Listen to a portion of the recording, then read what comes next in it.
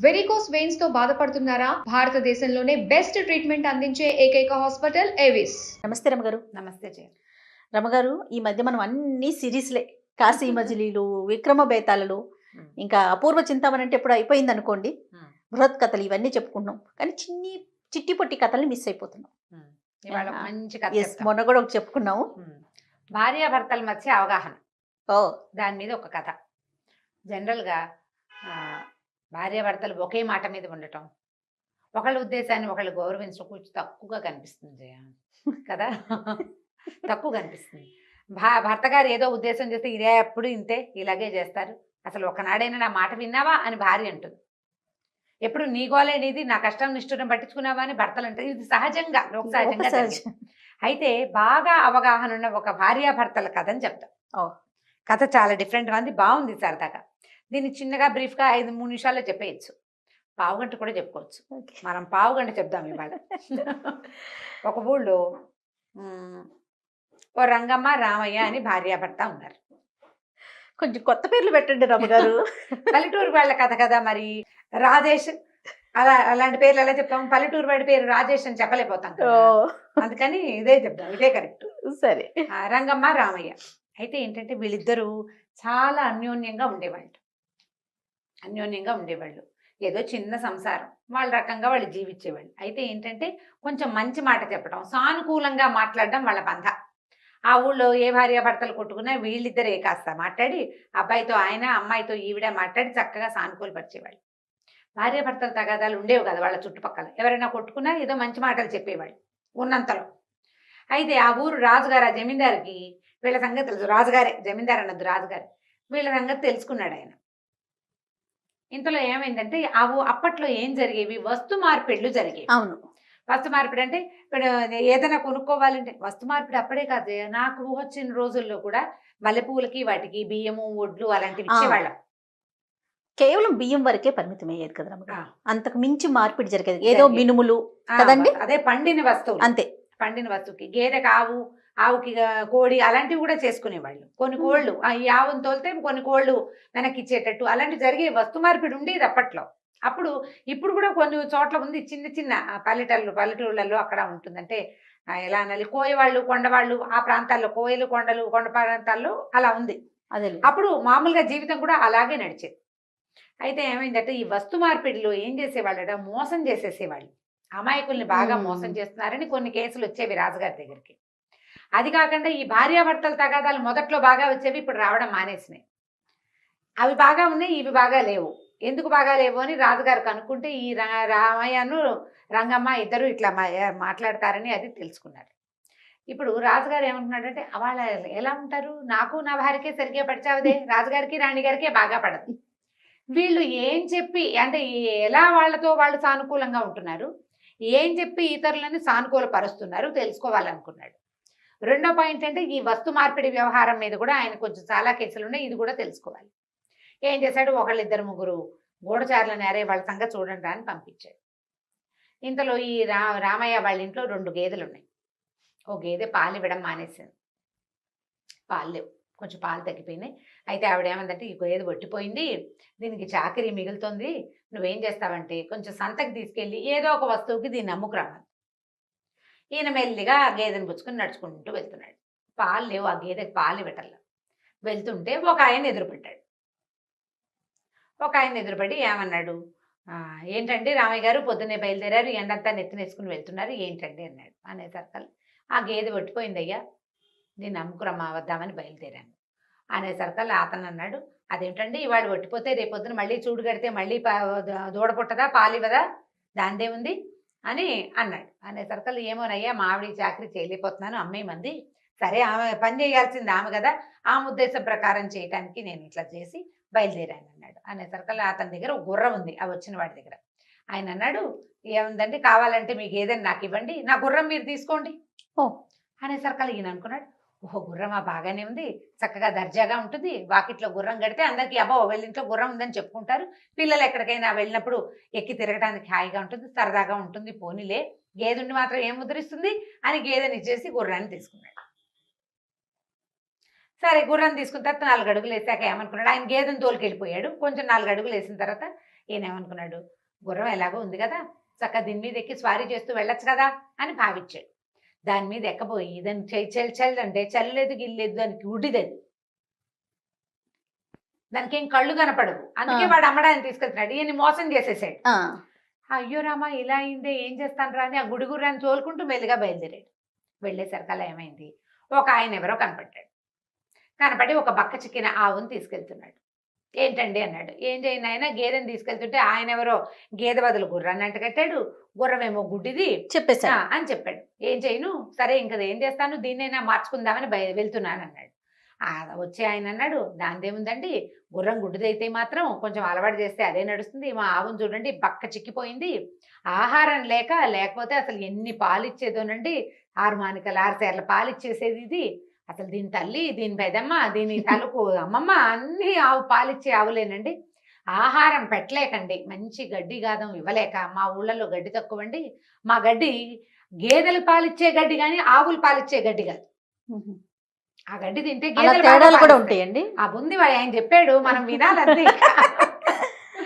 ఆ గడ్డి మా ఊళ్ళో ఉన్న గడ్డి బ్రహ్మాండమైన గడ్డి, అది గేదెలు తిన్నాయనుకో బాగా పాలిస్తాయి, ఆవులు తింటే పాలిపో, ఆవులకు సూట్ కాదు చూడండి అన్నాడు. అనేసరికల్లా అని ఏమన్నాడు, పోనీలే మీరేదో బాధపడుతున్నారు, ఆవును తీసుకుని ఆ గుర్రాన్ని నాకు ఇవ్వండి అనేసరికల్లా సరేననుకున్నాడు.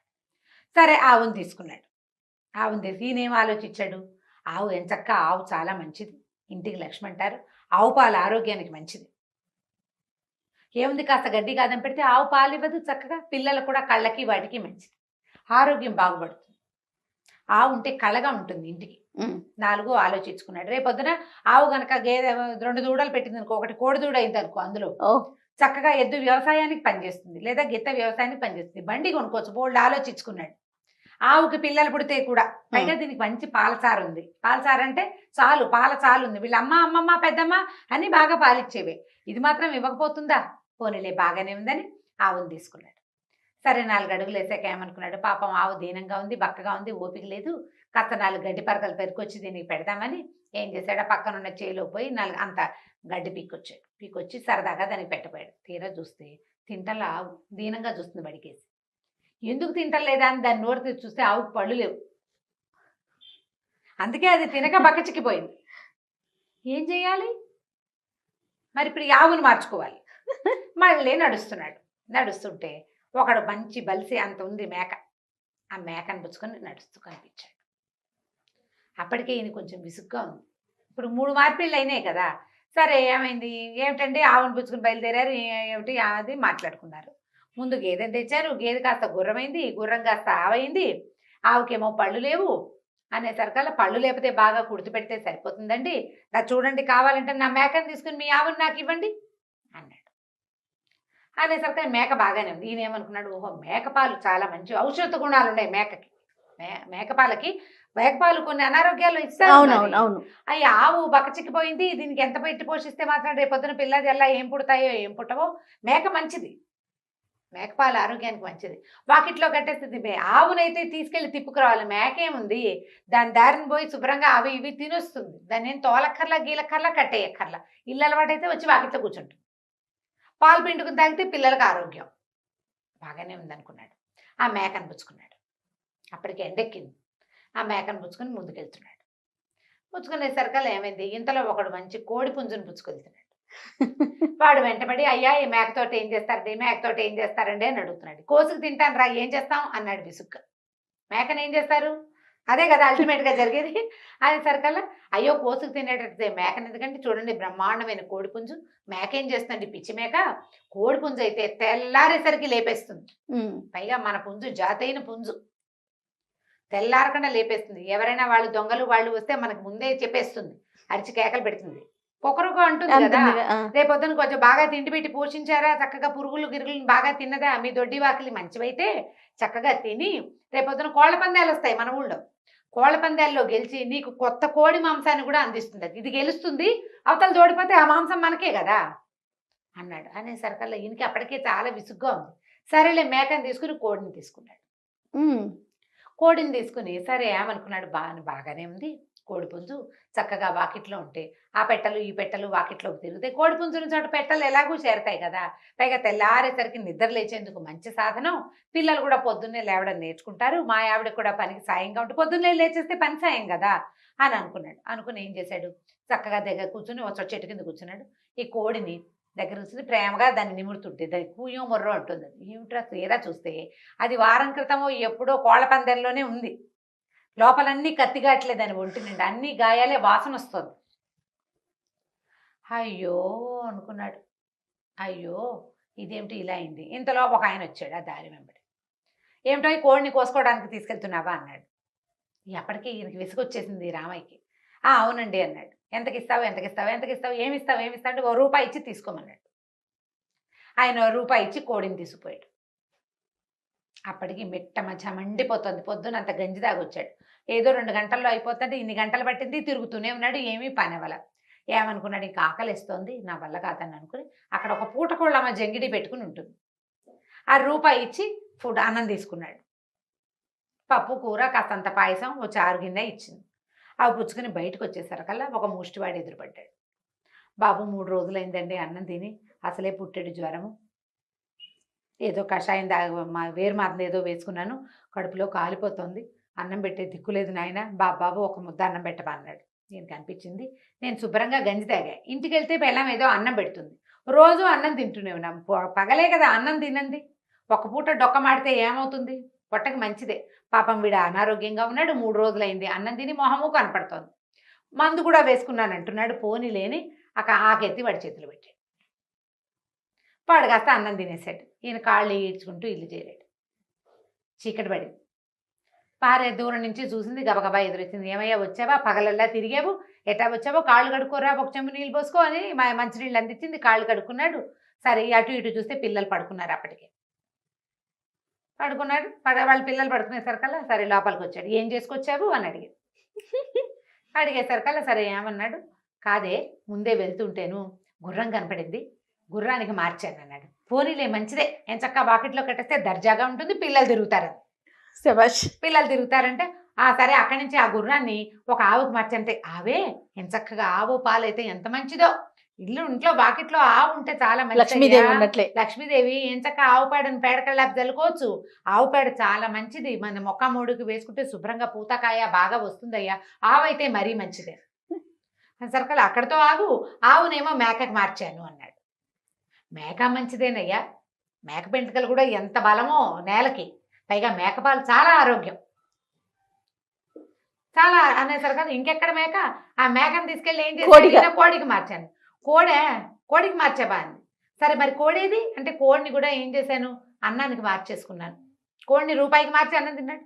పోనీలే కడుపు నిండా అన్నం తిన్నావు కదా, మధ్యాహ్నం వేళ అసలు ఈ పూట నీకేం పెట్టలేదు, పొద్దున్న గంజి తాగెళ్ళావు, ఎప్పటికి రాలేదు, అన్నమైనా తిన్నావో లేదో అని చాలా బెంగెట్టుకున్నానయ్యా, అన్నం తిన్నావు కదా పోనీలే అని. ఎక్కడ తిన్నాను అన్నం, ఎవరో ముష్టివాడు ఎదురొచ్చాడే, అక్కడి నుంచి పాపం వాడు 3 రోజులయ్యి అన్నం తినలేదుట, చాలా బాధేసింది, అందుకని ఇచ్చేసాను. పోనీలే నాయన మంచి పని చేసావంది వాళ్ళ ఆవిడ. మంచి పని చేసావు. మా నాన్న వాకిట్లోకి ఎవరైనా అన్నానికి వస్తే అన్నం పెట్టాలి అనేవాడు, అన్నం పెట్టకపోతే ఆయనకి నచ్చేది కాదు, చక్కగా మామకు తగిన అల్లుడివి నువ్వు, బంగారు కొండలాగా. వాడు ఎవరికో ఏముంది అన్నం, ఇంటికి వచ్చావు, ఇప్పుడు 2 ముద్దలు అన్నం తింటే సరిపోయే, 3 రోజుల నుంచి అన్నం లేని వాడికి అన్నం ఇచ్చావు, చాలా మంచి పని చేసావులే, లేలే అన్నం పెడతాను నీకు. ఇద్దరు కంచాలు పెట్టుకుని అన్నం తిన్నారు. భోజనాలు చేసేస్తే తెల్లవారు లేచి వాకిలి తలుపు తీసేసరికల్లా వాకిట్లో ఒక బ్రహ్మాండమైన పంచకళ్యాణి గుర్రం ఉందట. దాని పక్కన నున్నగా నిగనగలాడుతున్న ఒక కపిలగోవు, దాని పక్కన ఒక బాగా బలిసిన ఒక మేకపోతు, ఆ పక్కన చక్కగా బంగారపు రంగులో చక్కగా ఉన్న ఇంతెత్తునున్న ఒక కోడి, ఓ పళ్ళెల్లో ఇన్ని వజ్రాలు, ₹1 పెట్టున్నాయి. ఆశ్చర్యపోయారు వాళ్ళు. అవన్నీ ఎలా వచ్చినాయో తెలియలా. చుట్టుపక్కల ఎవరిని అడిగినా మావి కాదన్నారు. ఎవరో తెచ్చి అక్కడ పెట్టారు. ఆ దేశపు రాజుగారే పెట్టారని వాళ్ళకి ఎప్పటికీ తెలియలే. వాళ్ళు ఆ గుర్రాన్ని వాడుకున్నారు, ఆ ఆవు పాలు తీసుకుని వాడుకున్నారు, ఆ మేకను ఉంచుకున్నారు, ఆ కోడి వాళ్ళ ఇంట్లోనే ఉంది, ఆ వజ్రాలు ఆ ₹1 వాళ్ళకి ఉపయోగపడాయి శాశ్వతంగా. దేనివల్ల ఇది జరిగి ఉండాలి? మంచితనం, సానుకూల దృక్పథం వల్ల. అంతే. ఇప్పుడు మంచిగా ఆలోచించడం. ఆయన ఏదో చేసుకొచ్చాడు, ఆమె చూడండి, ఆమె నానా తిట్లు తిట్టాలి. లెక్క ప్రకారం మొదటి నుంచి తిట్టద్దు, ఒక్కొక్క పనికి 4-5 తిట్లు చొప్పున 456 తిట్లు తిట్టవలసి. కలియుగం కాదు కదా రమ్మగారు. కలియుగంలోనే ఇది. కలియుగంలోనేనా? ఆ. ఓ. కలియుగంలోనే ఇంత కాకపోయినా ఇలాంటి సానుకూల దృక్పథాన్ని భార్యాభర్తలు కలిగి ఉండాలి. దానివల్ల ప్రపంచం అంతా సానుకూలంగా ఉంటుంది. పిల్లలు సానుకూల దృక్పథంతో ఉంటారు, పెద్దవాళ్ళు సానుకూలంగా ఉంటారు. మా అమ్మ భార్య కొట్టుకున్నారు, తిట్టుకున్నారు, పోట్లాడుకున్నారు. బయట నుంచి వచ్చిన వాడు సులువుగా ఉందని భార్యను కొట్టేస్తారు, లేదా ఏ ఆసరా లేని అమ్మని బయటికి తోసేస్తారు. వీళ్ళిద్దరిని సజావుగా ఉంచుకోవటం రావట్లేదు. ఉంచుకోవాలంటే సానుకూలంగా ఇద్దరు వ్యవహారాలు విని ఆవిడకి చెప్పేది ఆవిడకి చెప్పి, ఆమెకు చెప్పేది ఆమెకు చెప్పాలి, చెప్పగలగాలి, అంతే. ప్రయత్నం చెయ్యాలి. అంత ఈజీ కాదండి అంటారు ఇప్పుడు. మహేష్ చెప్తున్నాడు చాలా కష్టం అని చెప్పేస్తున్నాడు మనకి. మహేష్ వాళ్ళ ఆవిడ చూడాలి, ఆ. ఓహో నువ్వు ఇలా చెప్తున్నావా రమ్మగారికి నువ్వు జయాకి అనేసి అనుకుంటుంది. అంటే ఆయన ఏం చెప్పట్లేదు, ఇది ఒకటేగా చెప్తున్నాడు, చాలా కష్టం అని చెప్తున్నాడు. చాలా కష్టమే, కానీ సానుకూల ప్రయత్నం దృక్పథం జరగాలి కదా. ఉంటే ప్రతి చోట గెలుస్తాం మనం, ప్రతి చోట గెలవగలుగుతాం. మనకు ఆ దృక్పథం ఉండాలిగా ముందు. వీడి మాట నేనెందుకు వినాలి అని, దీని కష్టం నేనెందుకు అర్థం చేసుకోవాలని ఈ రెండు భావాలు ఉంటే కుదరదు. వీళ్ళతో కలిసి ఉండాలి, సర్దుకుందాం. చిన్న చిన్న వాటికి సర్దుకోవచ్చు, పెద్ద వాటికి సర్దుకోలేకపోతాం అనుకో, పోనీను చిన్న వాటికి సర్దుకోవచ్చు కదా, ట్రై చేయాలి. బాగుంది కదా కథ? చాలా బాగుంది రమ్మగారు. మగవాళ్ళందరికి ఎంత నచ్చిద్దో కానీ చాలా బాగుంది. రైట్ రమ్మగారు, నమస్తే. నమస్తే జయ. ఈ వీడియో కనుక మీకు నచ్చినట్లయితే లైక్ చేయండి, షేర్ చేయండి. మరిన్ని ఇంట్రెస్టింగ్ వీడియోస్ కోసం మా ఛానల్ని సబ్స్క్రైబ్ చేసుకోండి.